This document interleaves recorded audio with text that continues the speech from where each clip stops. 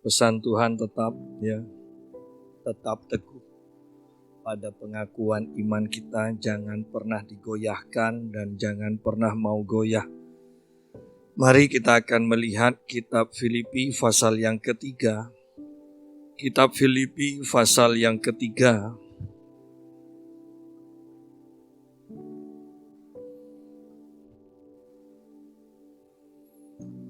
Ayat yang pertama, bagian B. Judulnya kebenaran yang sejati.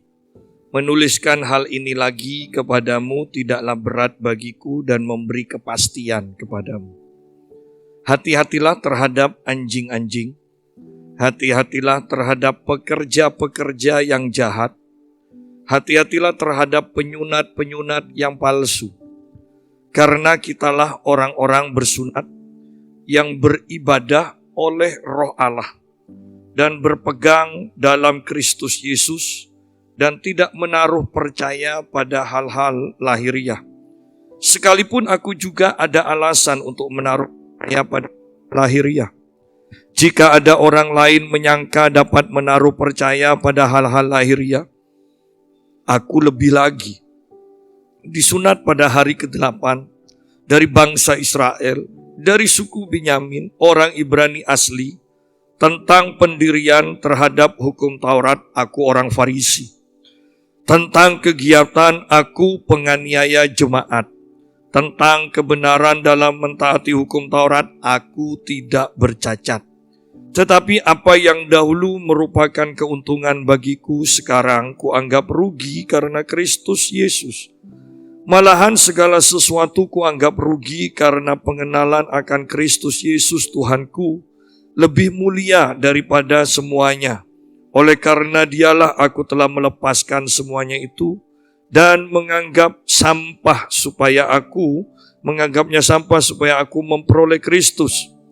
Dan berada dalam dia bukan dengan kebenaranku sendiri karena mentaati hukum Taurat, melainkan dengan kebenaran karena kepercayaan kepada Kristus, yaitu kebenaran yang Allah anugerahkan berdasarkan kepercayaan. Yang ku kehendaki ialah mengenal dia dan kuasa kebangkitannya dan persekutuan dalam penderitaannya, di mana aku menjadi serupa dengan dia dalam kematiannya, supaya aku akhirnya beroleh kebangkitan dari antara orang mati. Berhenti sampai di sini. Nah, Paulus ingin memastikan pengajarannya dan dikatakan kemudian, hati-hatilah terhadap anjing-anjing, hati-hatilah terhadap pekerja-pekerja yang jahat, hati-hatilah terhadap penyunat-penyunat yang palsu. Paulus memandang begitu pentingnya pengajaran yang benar, sampai-sampai dia berkata, kalau zaman sekarang ini mungkin kita katakan, wow, ini pendeta model apa kok omongannya kasar sekali. Sampai Paulus katakan anjing segala.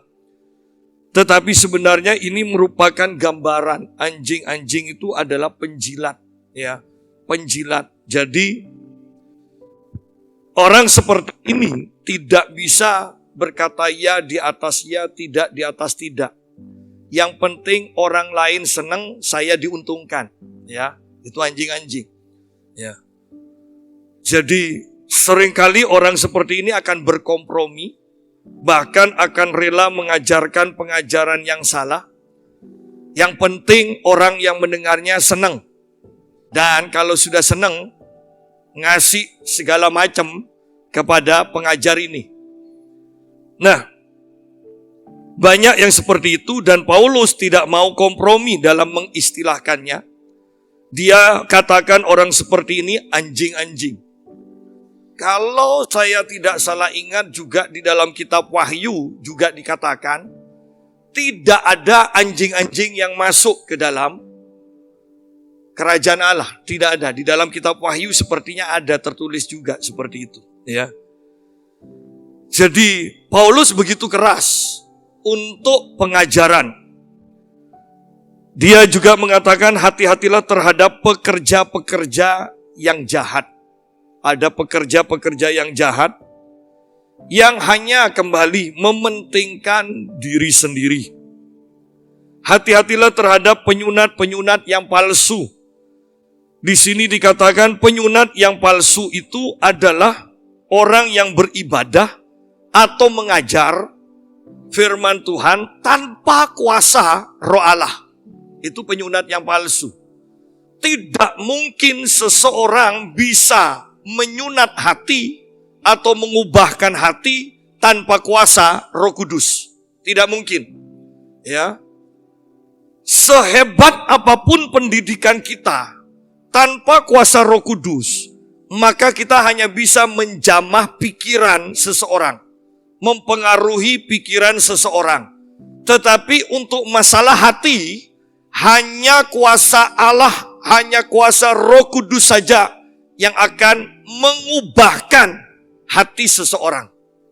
Oleh karena itu, Paulus katakan, kalau ada orang yang mengajar tanpa kuasa Allah, maka mereka itu adalah penyunat-penyunat palsu. Ya, penyunat-penyunat palsu. Kalau saya sederhanakan, mereka itu pekerja-pekerja palsu. Tidak diutus Allah, tidak diperlengkapi Allah. Ya, jadi hati-hati. Ini akhir zaman. Kembali meterai yang pertama berbicara penyesatan. Ya, nah.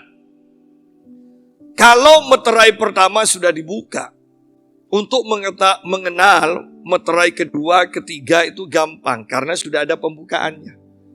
Oleh karena itu, ini yang patut kita berhati-hati bahwa penyesatan itu adalah meterai pertama. Kita harus peka di sini. Hati-hatilah terhadap anjing-anjing, orang-orang yang suka menjilat demi menyenangkan. Sayangnya kalau orang mampu menyenangkan atau pekerja itu, hamba Tuhan itu mampu menyenangkan seseorang, maka orang itu dianggap benar. Ya. Padahal belum tentu.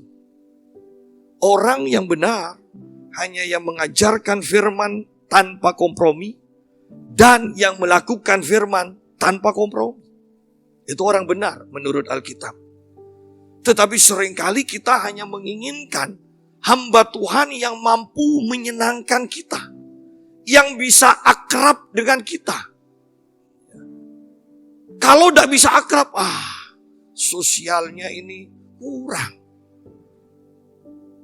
Tetapi saya mau katakan bahkan, seorang hamba Tuhan yang benar harus lebih banyak menyendiri, supaya ketika dia menyampaikan firman, ketika dia mau menegur, tidak ada rasa sungkan.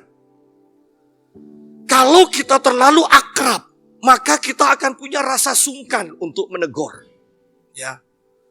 Bahkan kalau terlalu akrab, lihat, secara negatifnya, kasih itu menutupi segala dosa, segala pelanggaran. Kalau kita terlalu akrab, sejelek apapun, sesalah apapun, orang yang akrab dengan kita tidak akan katakan orang itu salah.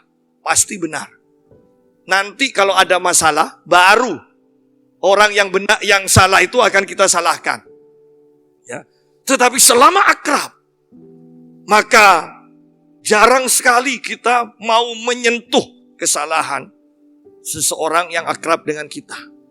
Oleh karena itu, seorang hamba Tuhan boleh akrab, boleh, tapi jangan terlalu akrab. Lebih baik akrab dengan Tuhan, kemudian Tuhan memberi perintah, dan hamba Tuhan itu menyampaikannya tanpa kompromi. Ya. Ini kembali repot kalau hamba Tuhan di bawah majelis. Kalau tanpa kompromi, pecat hamba Tuhan ini. Ya, ini repotnya di sana. Nah, ayat yang ketiga. Karena kitalah orang-orang bersunat yang beribadah oleh Roh Allah dan bermegah dalam Kristus Yesus dan tidak menaruh percaya pada hal-hal lahiriah. Ya. Kitalah orang-orang yang bersunat yang beribadah oleh Roh Allah. Beribadah oleh Roh Allah.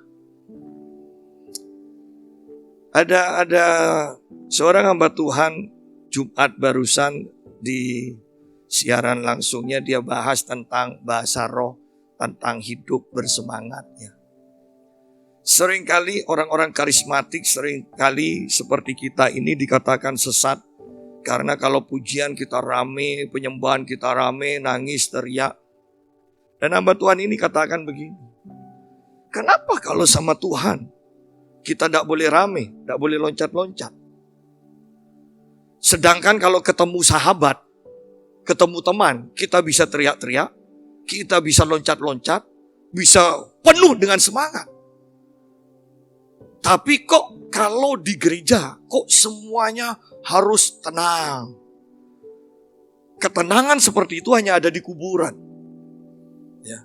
Sedangkan kita, secara khusus bahkan hari ini, memperingati kebangkitan Tuhan Yesus. Ya, kita sedang memperingati kebangkitan Tuhan Yesus. Kita beribadah oleh Roh Allah. Dan Roh Allah itu tidak bisa ditebak. Bahkan ada kalanya kita diam tapi kita merasakan begitu kuatnya hadirat Tuhan. Kita bisa diam tetapi air mata kita mengalir. Kita bisa meloncat-loncat, kita bisa tepuk tangan. Tetapi ini bukan menjadi hal yang baku harus loncat terus. Oh tidak. Kalau loncat terus nanti jadi pemain voli. Ya, bukan. Tetapi yang saya tekankan bahwa ibadah harus dipimpin oleh Roh Allah. Itu yang benar. Sehingga ibadah itu akan menyenangkan. Kenapa? Karena tidak bisa ditebak. Itu akan menjadi ibadah yang tidak membosankan. Dan bermegah dalam Kristus Yesus. Kehadiran Tuhan itu yang membuat kita senang, yang membuat kita puas. Jangan sampai berubah. Oh karena banyak jemaat, karena gedungnya megah, maka kita menjadi senang. Oh bukan itu, walaupun itu bisa membuat kita senang. Tetapi Paulus mengatakan di sini, bermegah dalam Kristus. Kita senang karena Tuhan hadir. Kita senang karena Tuhan memanifestasikan kuasanya. Kita senang karena Tuhan menyembuhkan orang sakit. Kita senang karena Tuhan melakukan mujizat. Bermegah karena Tuhan. Bukan bermegah karena banyak ya yang hadir. Hebat gerejanya. Bukan bermegah karena wow sound systemnya ya baru, mahal, luar biasa. Oh bukan itu. Bermegah karena Tuhan hadir dan beracara.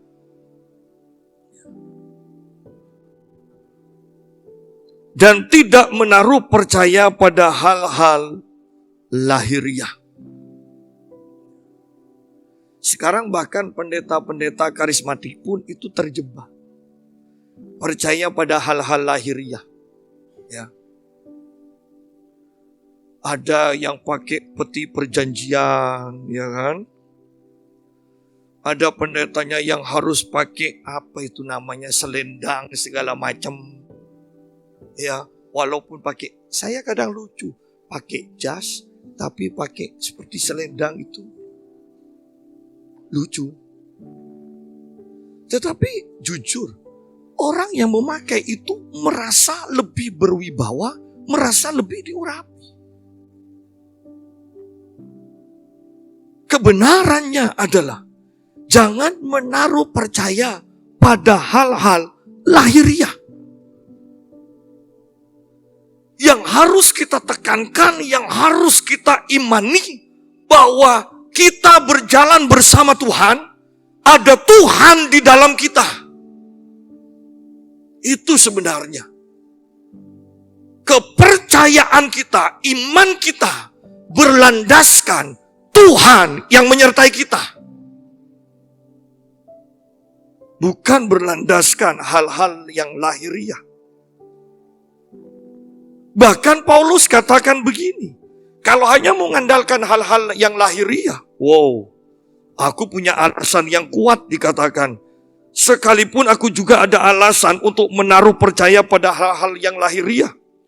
Paulus katakan, jika ada orang lain menyangka dapat menaruh percaya pada hal-hal lahiriah, aku lebih lagi.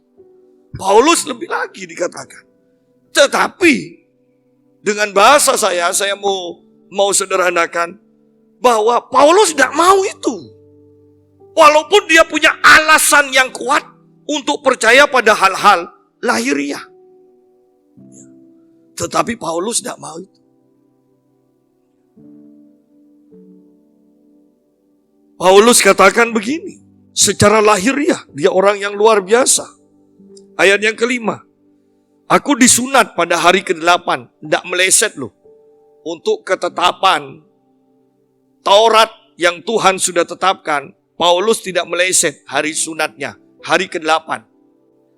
Sebenarnya mau Kristen, mau Islam, kalau memang mau menjalankan sunat, hari ke-8 kelahirannya. Ya. Bukan setelah umur 12 tahun, bukan setelah umur 10 tahun, bukan umur 7 tahun. Seharusnya umur 8 hari, itu loh. Sama Yesus pun umur 8 hari itu disunat.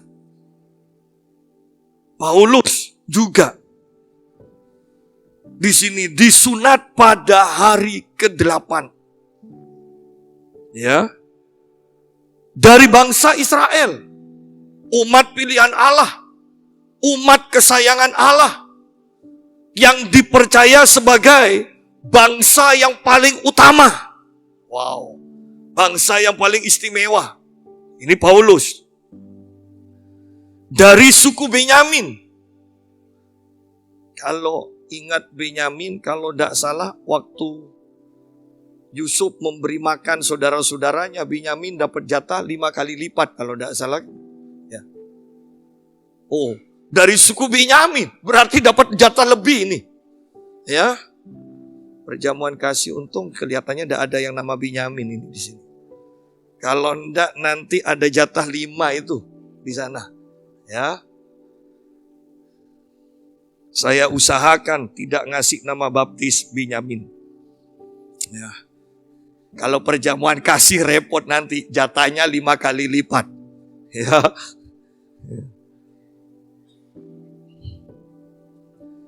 Dari suku Benyamin.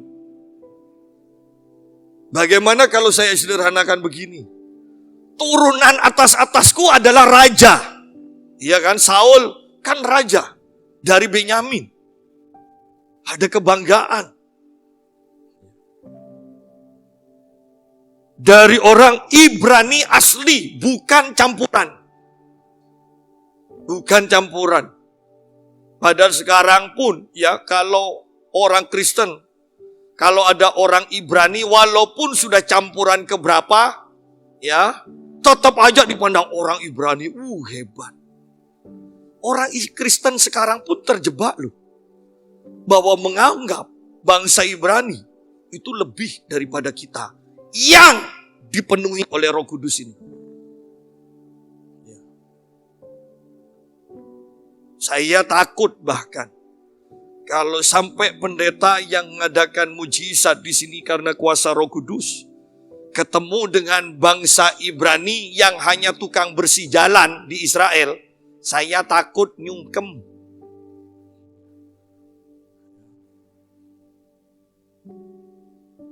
Karena salah kaprah.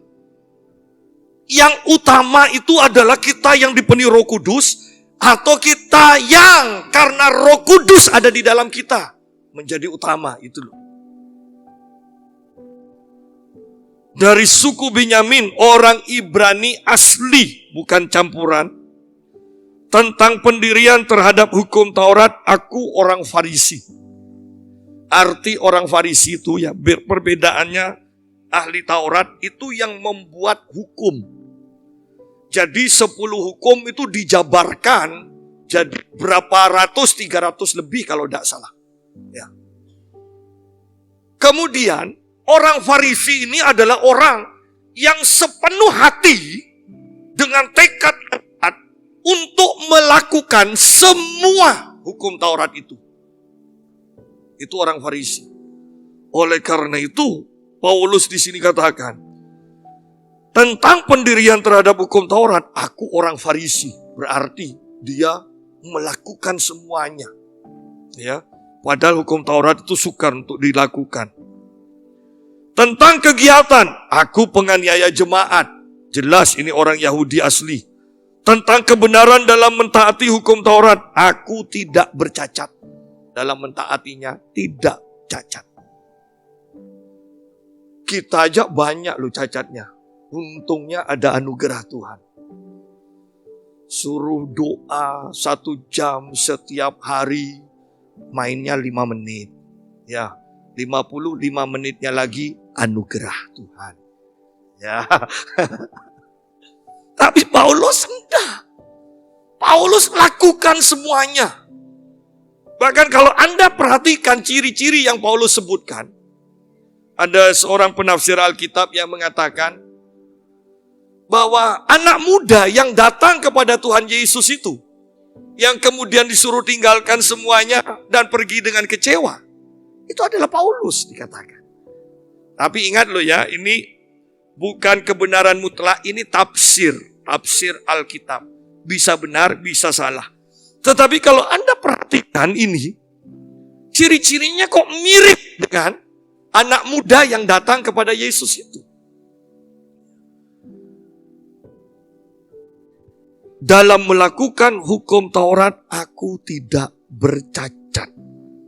Ya. Dan itu merupakan kebanggaan. Karena ayat 7 Paulus katakan, tetapi yang dahulu merupakan keuntungan bagiku.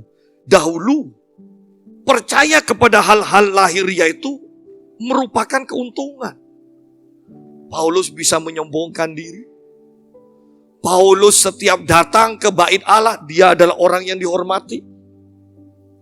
Dalam pertemuan-pertemuan penting, dia ditunggu kehadirannya dan dihormati. Otomatis dalam masalah-masalah kemasyarakatan, dia mendapatkan banyak keuntungan. Dan Paulus dengan jelas katakan, apa yang dahulu merupakan keuntungan. Jadi Paulus mengalami keuntungan. Dari dia sebagai orang Ibrani asli, orang Farisi, ahli Taurat juga, melakukan tanpa cacat, dia mendapatkan keuntungan. Dia dihormati.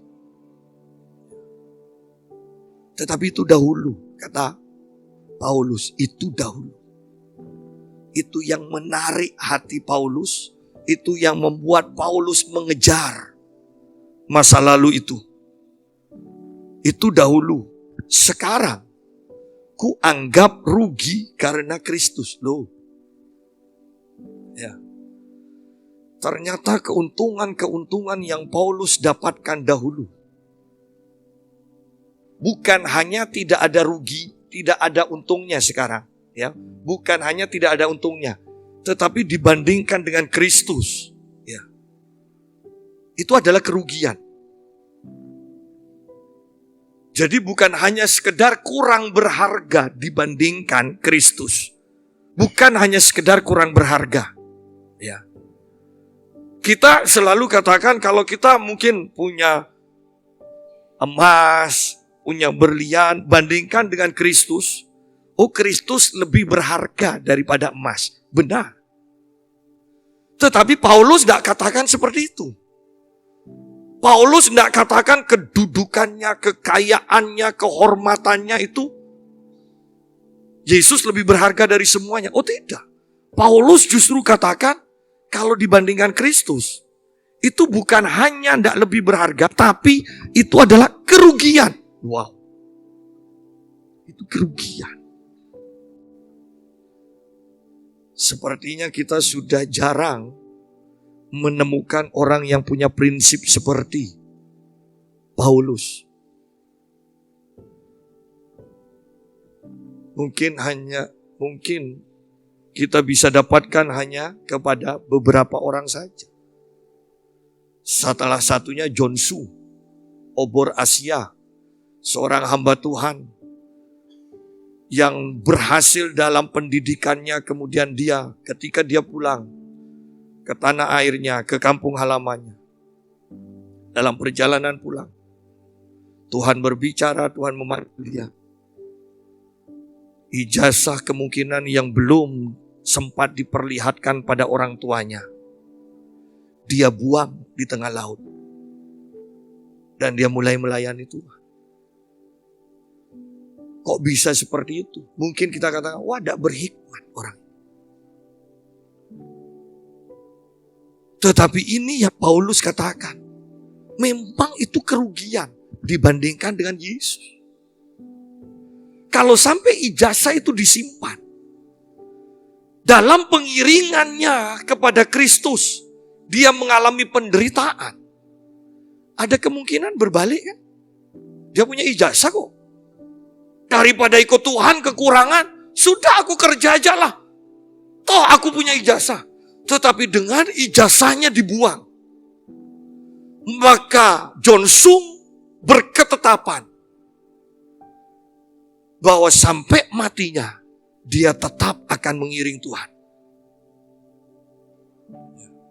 Paulus sampai katakan itu adalah kerugian dibandingkan dengan Kristus. Tidak mungkin orang berbalik kepada kerugian. Tidak mungkin. Kalau sudah Paulus katakan kerugian, maka kita tahu dari awal bahwa Paulus tidak akan berbalik kepada kehidupannya yang dahulu. Karena itu adalah kerugian. Yang pengusaha tahu bahwa tidak mungkin ada pengusaha yang mau rugi.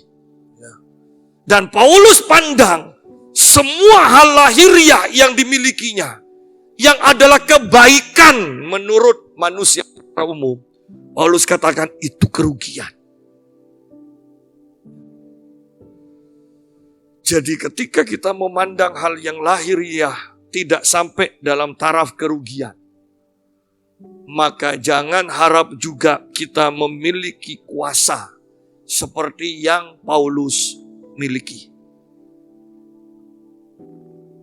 Sadhu Sundar Singh adalah orang yang dihormati dari kasta Brahmana. Tetapi ketika dia dipanggil Tuhan, dia meninggalkan keluarganya dan bahkan dia dianiaya oleh keluarganya. Dia hidup dalam kemiskinan. Dia tidak pakai sepatu, dia tidak pakai sandal. Kemana-mana dia jalan dengan kakinya, polosan. Tetapi ketika dia tidur di hutan, ada ular mau gigit dia pun dia hanya pandang ular itu pergi. Ada macan kumbang datang untuk menggigit dia, dia pandang macan itu pergi. Bahwa ketika kita sungguh mau secara total ikut Tuhan, mengiring Tuhan, maka Tuhan tidak akan pernah permalukan kita. Smith Wigglesworth yang sudah membangkitkan minimal 23 orang mati dibangkitkan, bahkan istrinya juga dibangkitkan. Dia katakan begini, dia adalah tukang ledeng, dia tidak punya pendidikan. Dia belajar nulis, belajar baca dari istrinya. Dia katakan begini, saya akan melayani Tuhan. Dan saya percaya Tuhan yang saya layani akan mencukupi saya. Pada saat Tuhan tidak mencukupi saya, maka saya akan kembali pada pekerjaan saya yang semula, dia bilang. Ingat, bukan karena dia berbalik loh, ini pesannya adalah dia mempunyai kepercayaan mutlak bahwa Tuhan tidak akan mempermalukan dia. Tuhan akan mencukupi dia. Sidang jemaat, berapa banyak kita mendengarkan firman tentang Allah yang mencukupi. Tetapi sering kali kita masih takut. Kenapa? Karena fokus kita sebenarnya lebih banyak kepada hal-hal yang lahiriah. Tetapi kalau kita mau memandang hal-hal yang rohani lebih daripada hal-hal yang lahiriah, maka kita bisa menghadapi apapun. Bahkan Paulus katakan penderitaan yang aku alami ini, penderitaan yang ringan dibandingkan kemuliaan kekal yang Tuhan sediakan. Karena dia melihat hal yang rohani, bukan hal yang lahiriah. Saya tidak akan jadi hamba Tuhan kalau Tuhan Yesus tidak datangi saya dalam mimpi saya. Dengan bukti saya berbahasa roh. Dan saya mau katakan, begini, kenapa saya berani meninggalkan semuanya? Dibandingkan ketika saya mendapatkan ranking di sekolah dan dipanggil menerima piagam dan ditepuk tangan. Dibandingkan ketika saya juara nasional karate dan saya mendapatkan hadiah, saya mendapatkan tepuk tangan. Itu menyenangkan? Iya. Tetapi rasa senangnya tidak bisa dibandingkan rasa senang ketika saya ditumpang tangan oleh Tuhan Yesus dan saya berbahasa lidah. Oleh karena itu saya berani meninggalkan semuanya. Karena rasa senang ketika ditumpang tangan oleh Tuhan Yesus dan saya berbahasa lidah, itu melampaui rasa senang yang saya alami dahulu.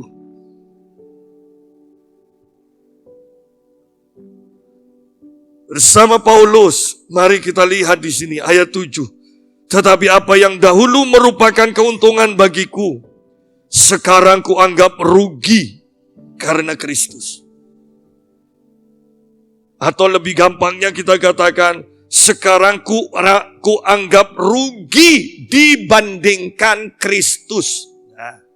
Nah, supaya lebih sederhana. Malahan,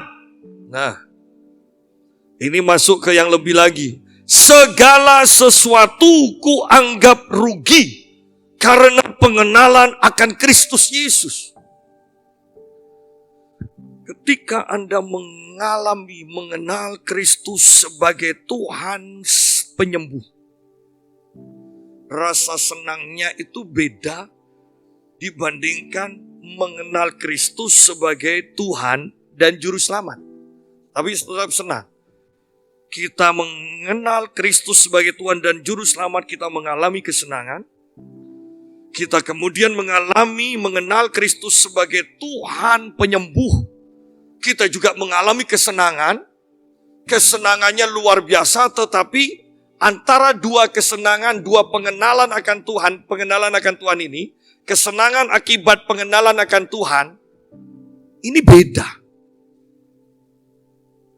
Ketika nanti kita melangkah dalam iman lagi, mengalami mujizat dari Tuhan, maka kita mengalami kesenangan lagi. Dan rasa kesenangannya itu beda lagi dengan pengenalan akan Tuhan dalam dua bidang tadi. Sehingga Anda bisa bayangkan kehidupan orang Kristen yang mengenal Kristus melalui pengalaman-pengalaman pribadinya. Maka orang itu akan hidup selalu dalam kesenangan ilahi. Oleh karena itu di sini dikatakan, malahan segala sesuatu kuanggap rugi karena pengenalan akan Kristus. Segala sesuatu. Keuntungan karena mendapatkan untung dalam bidang keuangan dibandingkan pengenalan Kristus. Beda. Mengalami keuntungan dalam pekerjaan senang. Bandingkan dengan Anda sudah divonis kanker stadium akhir dan Anda disembuhkan. Anda mengenal Yesus sebagai Tuhan penyembuh dari penyakit kanker. Rasa senangnya beda? Beda. Jauh lebih senang mengenal Kristus. Ya. Ketika rumah tangga kita hancur-hancuran, dan Tuhan pulihkan dia, maka kita mengenal Allah, mengenal Kristus sebagai pemulih. Rasa senangnya beda lagi. Beda lagi. Bahkan ada istilah, sudah, walaupun tidak punya apa-apa, yang penting keluarga rukun harmonis. Dan kita mengenal Kristus yang melakukan itu. Wow. Sehingga dari sehari ke sehari, kalau kita terus mengenal Kristus, maka hati kita akan dipenuhi kesenangan demi kesenangan yang sampai dalam taraf damai sejahtera Allah yang melampaui segala akal.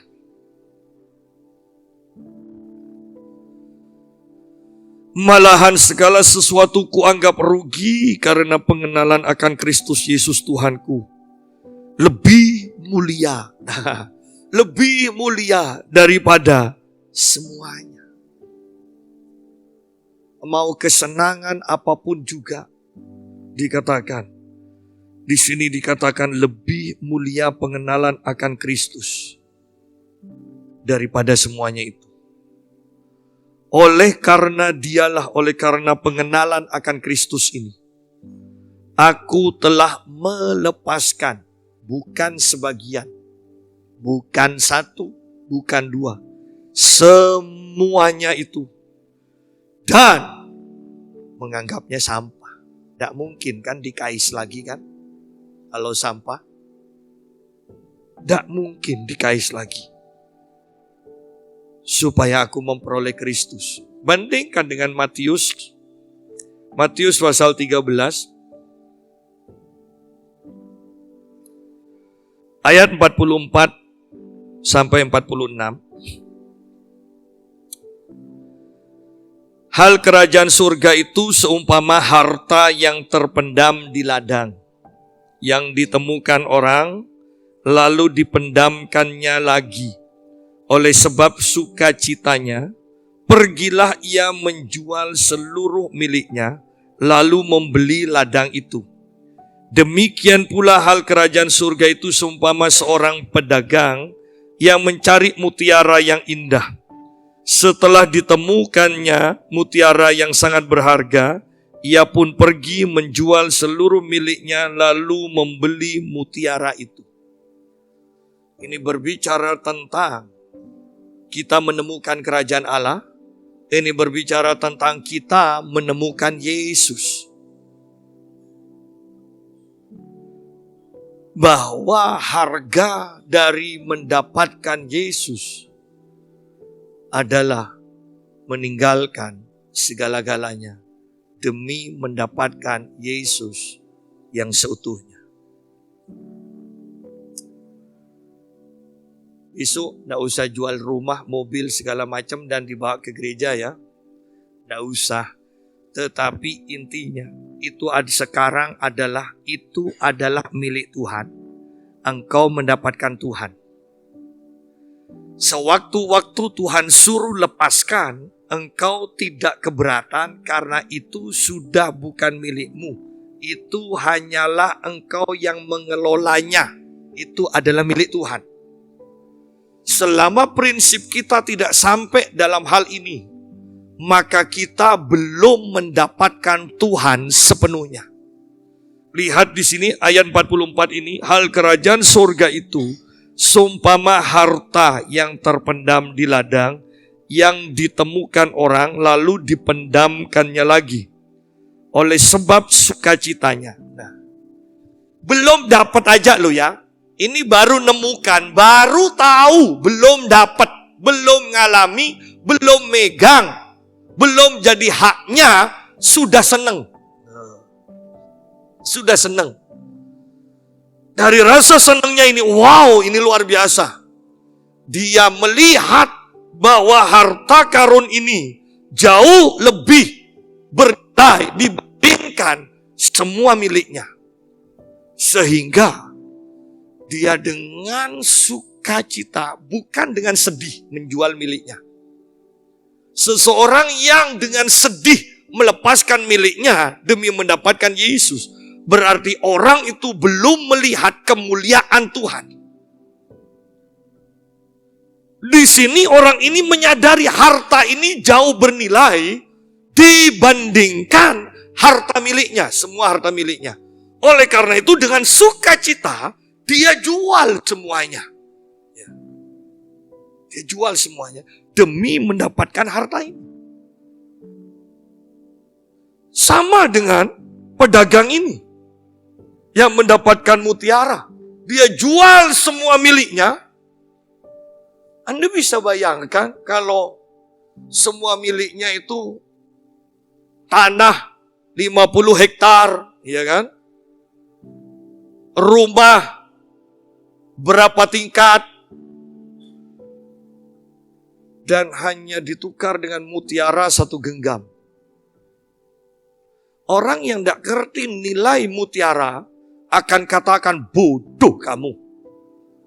50 hektar tanah, rumah 5 tingkat mungkin. Engkau tukar hanya dengan batu segenggam.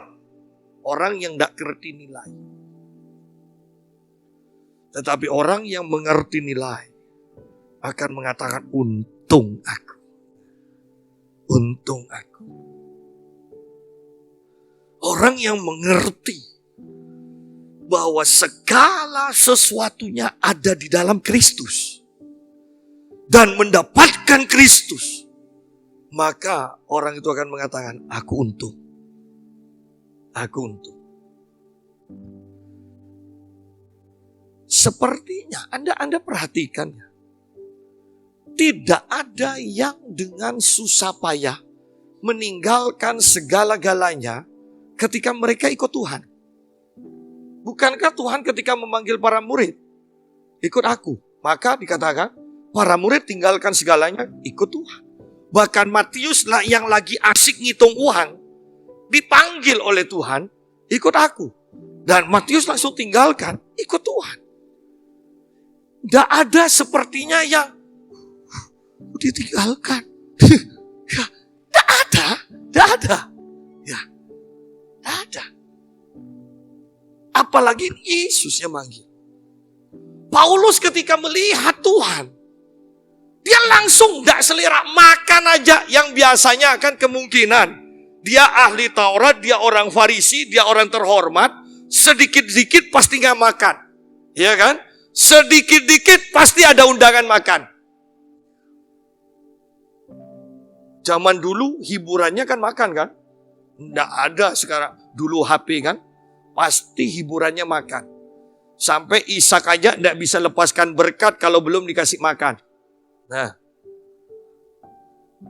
Dan ketika Paulus ketemu Tuhan, 3 hari dia tidak makan. Dia hanya berdoa. Dia mencari wajah Tuhan.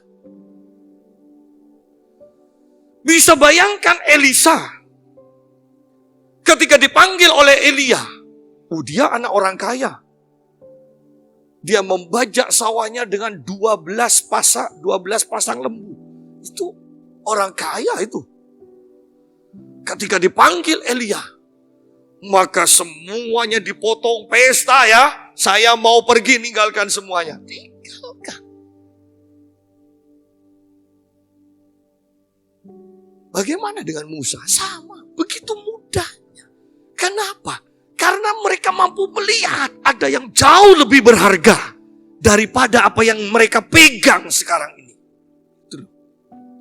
Selama kita tidak melihat betapa berharganya Tuhan, maka kita akan berusaha untuk mendapatkan Tuhan sambil tetap memegang apa yang kita miliki. Tetapi ketika kita mampu melihat betapa berharganya Tuhan, maka kita akan dengan rela, dengan penuh sukacita melepaskan semuanya. Karena istilah Paulus, apa yang dahulu aku anggap keuntungan ternyata itu kerugian. Yesus yang sebenarnya keuntungan sesungguhnya. Kembali kepada pembacaan kita di dalam kitab Filipi pasal yang ketiga.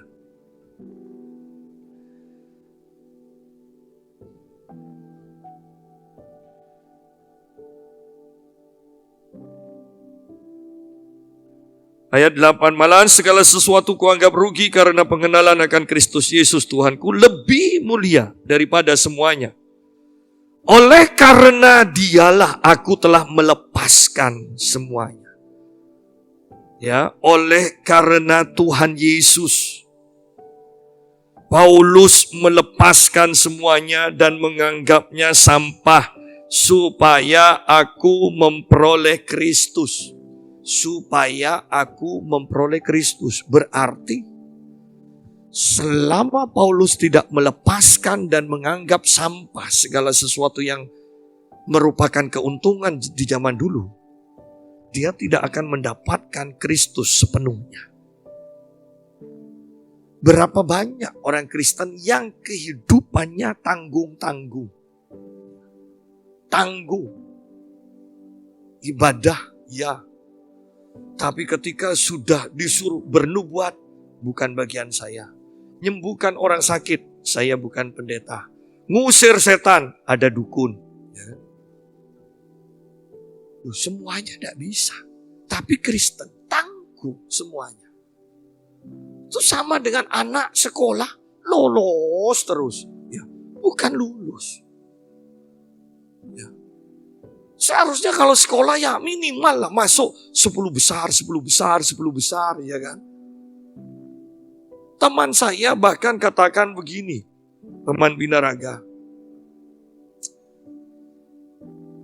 Juara, ketika temannya bilang, itu loh juara 3. Juara 3 ya bukan juara. Yang namanya juara itu 1. Ya. Yang namanya juara itu 1. Tidak mungkin 3. Juara itu ya 1. Jadi jadilah yang terbaik gitu loh. Anda mau melakukan apapun, jadilah yang terbaik.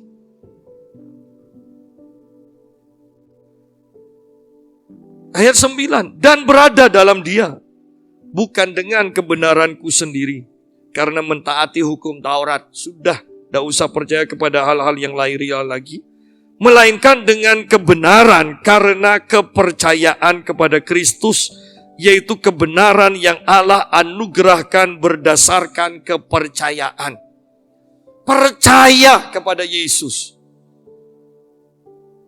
Terima anugerahnya, itu saja. Bukan dengan kekuatan diri sendiri, tetapi oleh karena roh Tuhan. Percaya, karena percaya. Dan pada akhirnya sampai dalam taraf. Yang terakhir ayat 10. Yang ku kehendaki. Setelah mengiring Tuhan. Keinginan demi keinginan semuanya diperas sampai awalnya banyak, berkurang, sampai tinggal 1. Yang ku kehendaki ialah mengenal Kristus dan kuasa kebangkitannya. Kita akan mengenal Kristus dan kuasa kebangkitannya setelah kita mau bersekutu di dalam penderitaannya. Mau menderita bersama Kristus, menjadi serupa dalam kematiannya, ya, mati terhadap daging, mati terhadap dosa, supaya kita mengenal Tuhan. Alkitab katakan tanpa kekudusan tidak ada seorang pun yang bisa melihat Tuhan. Bagaimana bisa mengenal Tuhan tanpa melihat Tuhan? Oleh karena itu, segala sesuatu harus dilepaskan. Hidup dalam kekudusan supaya kita mengenal Tuhan. Yang disebut bersekutu dalam penderitaannya ini adalah hidup dalam kekudusan. Memilih hidup kudus walaupun direndahkan, walaupun dihina, walaupun disingkirkan. Tetap pilih hidup kudus. Sampai kita melihat Tuhan dan mengenal Tuhan. Dan pada akhirnya dikatakan supaya aku akhirnya beroleh kebangkitan dari antara orang mati. Ingat, Yang dimaksud di sini adalah kebangkitan yang pertama. Karena kebangkitan yang kedua hanya untuk orang yang tidak percaya kepada Tuhan. Dibangkitkan untuk dilemparkan ke neraka. Tetapi kebangkitan yang dimaksudkan Paulus, kebangkitan yang pertama. Kebangkitan untuk menerima upah yang Tuhan sudah sediakan. Bersama dengan Paulus, kiranya kita juga bisa mengatakan seperti ayat yang ke-10 katakan, yang ku kehendaki ialah mengenal Dia, Kristus, dan kuasa kebangkitannya. Yesus sudah bangkit, dan Dia juga hidup, dan Dia tidak mati lagi. Bahkan sekarang Dia hidup di dalam kita oleh iman kita. Diberkatilah, dan kiranya kita semakin kuat di dalam Tuhan setelah hari Paskah ini.